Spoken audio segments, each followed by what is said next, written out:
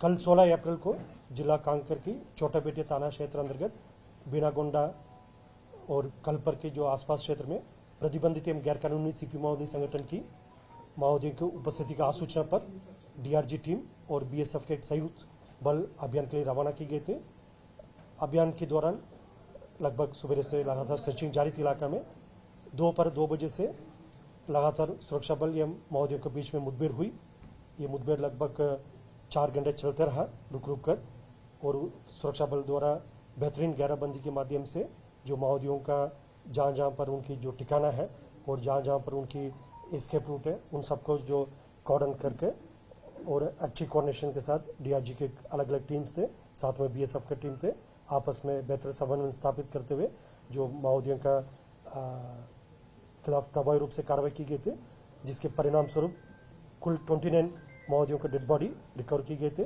उनमें से 15 महिला माओवादी है और 14 पुरुष माओवादी का डेड बॉडी रिकवर किए गए थे। और साथ साथ घटनास्थल से AK-47 एक इंसास राइफल, 2 SLR, दोबारा मैं हथियार के बारे में जो रिपीट करना चाहूँगा डिटेल, एक AK-47, एक SLR, 2 इंसास, एक कार्बाइन, 303 वेपन 3 और काफ़ी बड़ी संख्या में 315 और 312 और बरमार वेपन, साथ साथ जो 9mm पिस्टल है जो वेपन का सर्विस वेपन है वो भी 2 वेपन रिकवर किए गए थे। इन सब वेपनों का जो शिनाख्ती है कौन कौन सी घटनाक्रम में सुरक्षा बल से माओवादी द्वारा लूटा गया या छत्तीसगढ़ के अंदर या बाहर कहाँ कौन कौन सी घटनाक्रम में जो ये वेपन्स माओवादी द्वारा लूटा गया, तो उसका भी डिटेल हम निकलवा रहा है। जैसे संभवतः एक दिन में वो डिटेल भी हमको प्राप्त हो जाएगा। अभी कुल 29 माओवादी जो डेड बॉडी रिकवर किए गए थे उसका शिनाख्ती की कार्रवाई जारी है। इस पर प्राथमिक तौर पर 2 बड़ी जो माओवादी कैडर का जो शिनाख्ती अभी सामने आ रहा है, फिर भी कंफर्मेशन जैसा हमारा एक प्रक्रिया होते हैं इसका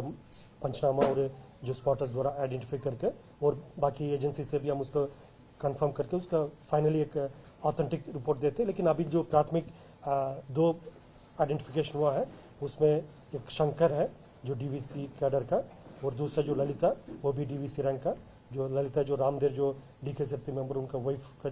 बताया जा रहा है। फिर भी जैसा संपूर्ण जो आइडेंटिफिकेशन डिटेल्स प्रत्यक्ष हम जैसा पूरा प्रक्रिया कंप्लीट होने के बाद जारी करेगा। और जैसा वेपन्स का भी जैसे मैंने पहले बताए थे वो उसका वेपन का सोर्स है, कौन कौन सी घटनाक्रम में जो सुरक्षा बल से माओवादी द्वारा लूटा गया उसका भी हम प्रत्यक्ष से जारी करेगा। और आप सब लोग को ये भी जानकारी होगा विगत 3-4 महीने से बस्तर संभाग के अंतर्गत लगभग सभी इलाका में सभी जिला में काफ़ी प्रभावी रूप से माओवादियों के खिलाफ कार्रवाई की जा रही है, जिसके परिणाम स्वरूप अब तक जैसा 2024 में जनवरी से लेकर आज दिनांक तक टोटल 71 माओवादी कैडर का डेड बॉडी रिकवर की गए थे और लगभग 30 से अधिक जो ग्रेडेड वेपन्स है जो AK-47, LMG, INSAS, SLR, 9mm pistol, इस प्रकार का जो 3 और 3 इस प्रकार के जो ग्रेडेड वेपन्स 30 से अधिक संख्या में रिकवर की गए थे। और बीजापुर कांकर में काफ़ी बड़ी अभियान रहा जो कल वाला जो संभवतः छत्तीसगढ़ की जो एंटी नक्सल ऑपरेशन की जो इतिहास में सबसे जो माओवादी के डेड बॉडी की रिकवरी के दृष्टिकोण से सबसे बड़ी जो रिकवरी कल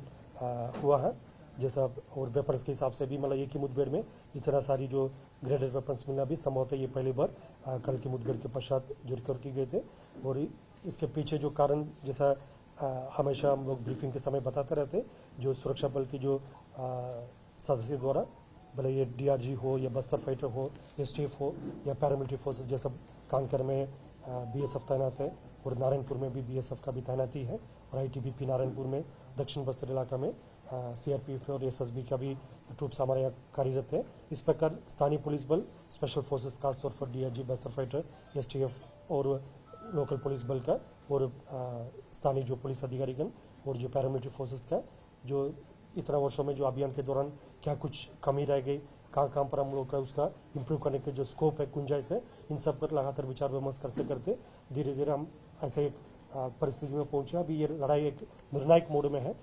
जैसा अभी तक विगत 3 महीने में सुरक्षा बल का अपर हैंड रहा है अब तक। और आने वाले समय में हमारा प्रयास ये रहेगा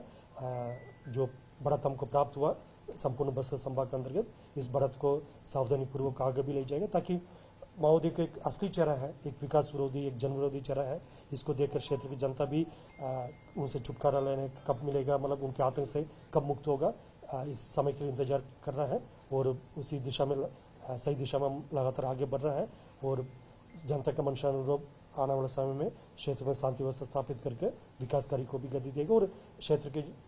जनता को और क्षेत्र को एक नया पहचान दिलाने का कार्रवाई अभी शुरू हो गई है। ये कार्रवाई आने वाले समय में और मजबूती से हम एक एक कदम आगे बढ़ेगा। आज के अवसर पर मैं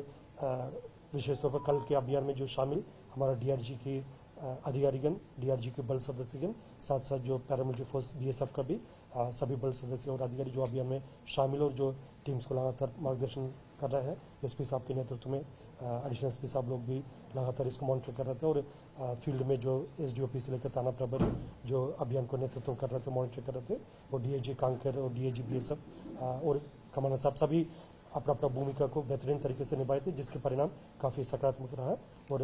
आने वाले समय में भी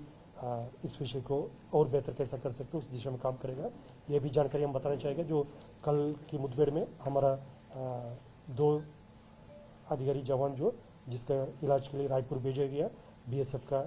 इंस्पेक्टर साहब और हमारा जो डीआरजी का जवान सूर्यकांत श्रीमाली और बीएसएफ के इंस्पेक्टर चौधरी साहब, इन दोनों का स्थिति अभी खतरा से बाहर है और रिकवर कर रहा है। उनका बेहतरीन ट्रीटमेंट रायपुर में हायर सेंटर में दी जा रही है। साथ साथ जो मुठभेड़ में घायल हुआ अन्य जो स्टाफ है जिनका साधारण चोट है, वो फिर अपना अपना लोकेशन में उनका इलाज जारी है और उनका स्थिति भी सामान्य है और लगातार आसपास इलाके में भी रीइंफोर्समेंट पार्टी द्वारा सर्चिंग की जा रही है। प्राथमिक तौर पर इतना विषय हम रखना चाहते हैं।